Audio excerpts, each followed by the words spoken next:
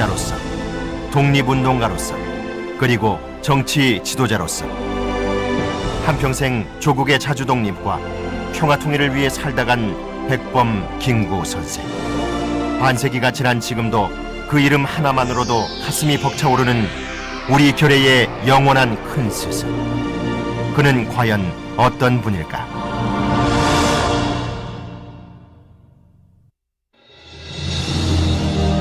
나는 우리나라가 세계에서 가장 아름다운 나라가 되기를 원한다.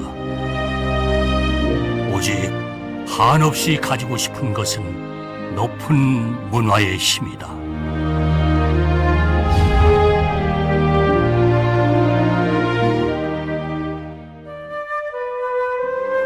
(1876년 7월 11일) 황해도 해주에서 김순영 선생과 광락원 여사의 외아들로 태어난 백범 김구. 다른 아이들처럼 평범한 개구쟁이로 자란 백범은 어린 나이 양반과 상민의 차이를 경험하고 글공부에 매진하게 되었지만 비리와 부정이 행해지는 과거장을 보고 과거의 뜻을 접게 되었다. 1893년 동학에 입도, 팔봉 도소의 아기 접주가 되어 해주성을 치는 데 앞장섰으나 반군과 일본군에 의해 실패하였다.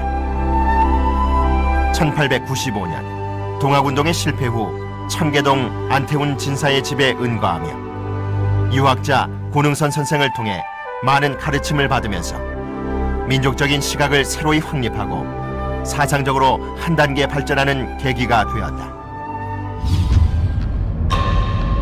1895년 천국시찰 순례 중 의병 부대에 가담하기도 하며 구국 활동을 모색하던 백범은 1896년 황해도 안악의 치아포에서 명성황후 시해에 대한 복수와 나라의 치욕을 씻는다는 마음으로 조선인으로 변장한 일본군 첩자 육군중이 스치다를 많은 사람들 앞에서 교훈적으로 처단하였다. 이후 국모를 시해한 원수를 갚기 위한 행동이었다고 당당히 선언하고 감옥에 들어간 백범. 감옥 생활 중 새로운 학문을 통해 세계관과 정치의식의 폭을 넓히게 된 백범은 교육을 통해 힘을 기르는 것만이 나라를 구할 방법임을 깨달았다.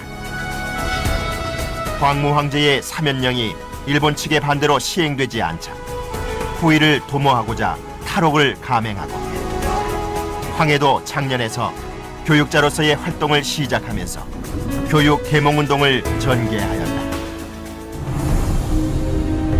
앞으로 세계 인류가 모두 우리 민족의 문화를 사모하도록 하지 아니하려는가? 나는 우리의 힘으로, 특히 교육의 힘으로 반드시 이 일이 이루어질 것을 믿는다.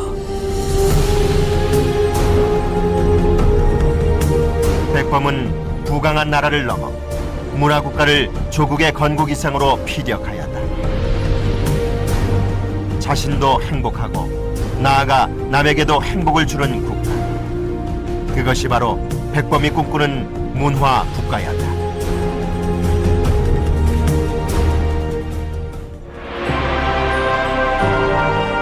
내 소원이 무엇이냐 하고 하나님이 물으시면 나는 서슴지 않고 내 소원은 대한독립이요 하고 대답할 것이다. 그 다음 소원은 무엇이냐 하면 나는 또 우리나라의 독립이요 할 것이요, 또 그 다음 소원이 무엇이냐 하는 셋째 번 물음에도 나는 더욱 소리를 높여서 나의 소원은 우리나라 대한의 완전한 자주독립이요 하고 대답할 것이다.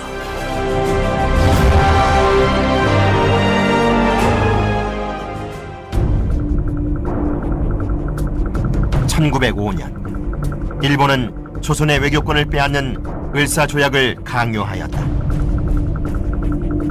이에 백범은 청원 상서와 공개 연설 등 반대 투쟁을 전개하고 시민회에 가입하여 국권 회복을 위해 적극적인 활동을 하였다. 그러던 중 안명근이 독립운동 자금을 모집하다 잡히게 되자 일제는 황해도 해주에 독립운동가들을 탄압하기 시작하였다. 당시 신민회의 황해도 총감이었던 백범 역시 체포되어 안학 사건과 백오인 사건으로 4년 8개월간의 옥고를 치르게 된다. 가혹한 고문을 당하는 고통을 받았지만 그는 독립에 대한 의지를 더욱 다지는 결의로 백범이라는 호를 짓는다. 1919년 3.1운동이 일어나자 백범은 독립운동을 위해 일제의 삼엄한 경계망을 뚫고 상하이로 망명하게 된다. 임시정부의 문지기가 될 것을 희망하던 백범은 경무국장으로 임명돼 4년 동안 그 임무를 수행하게 되고 내무총장과 이어서 국무령이 되었다. 1931년 백범은 독립운동과 임시정부의 활성화를 위해 임시정부 국무회의 의결로 구국 청년들로 조직된 한인애국단을 창설하였다. 저는 영원한 쾌락을 얻기 위하여 우리 독립사업에 헌신하고자 상하이에 왔습니다.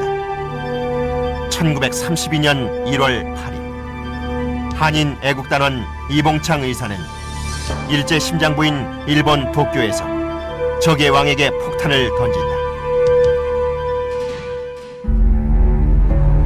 일제는 본격적인 중국 대륙 침략에 앞서 1932년 1월 28일 육해군 10만 명을 투입하여 상해사변을 일으켰다. 중국은 30만 명을 투입하여 1개월간 항전하였으나 막대한 희생을 낸 채 상하이는 일본군에게 점령되었다. 제 시계는 6원을 주고 구입한 것인데 선생님 것은 불과 2원짜리입니다.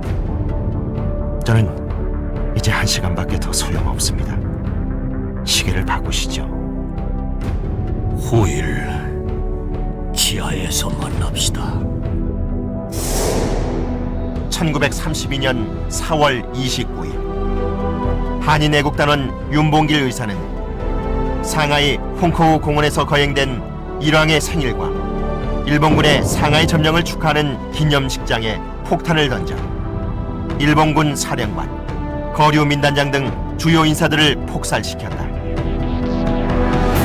백범이 직접 계획하고 지휘한 한인애국단의 의거는 일제의 기세를 일거에 꺾어버린 쾌거이자 한국인의 독립에 대한 열망을 세계에 알리는 쾌거였다.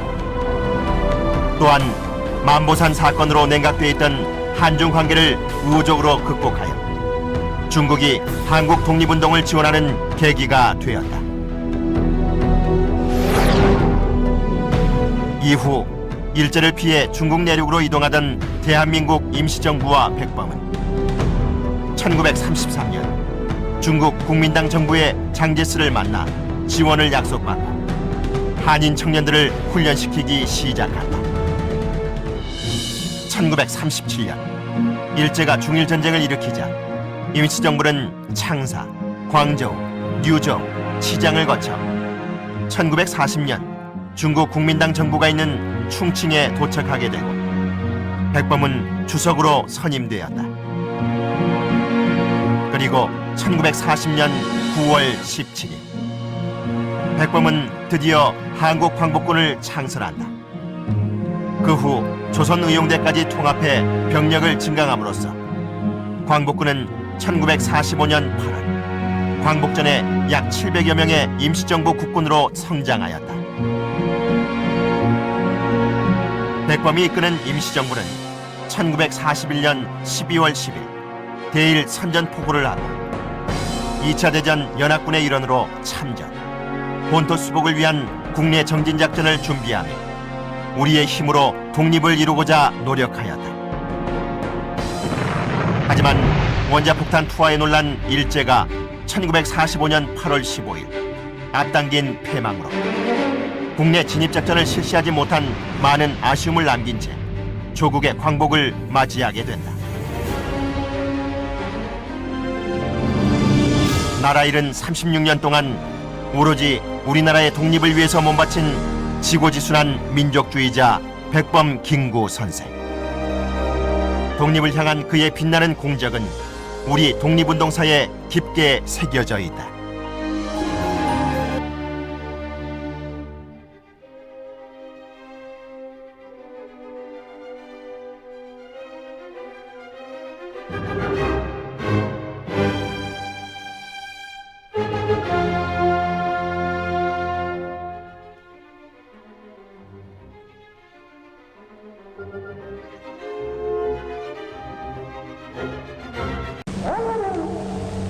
우리 땅 인생이 세계 무대라 발을 들어오는 그런 시기를 당해버립니다. 그런 이 세계 상 민족하고 상 나라하고 우리하고의 절대한 관계가 맺어질 것입니다. 대한민국 만세! 만세! 대한민국 만세! 만세! 대한민국 만세! 만세!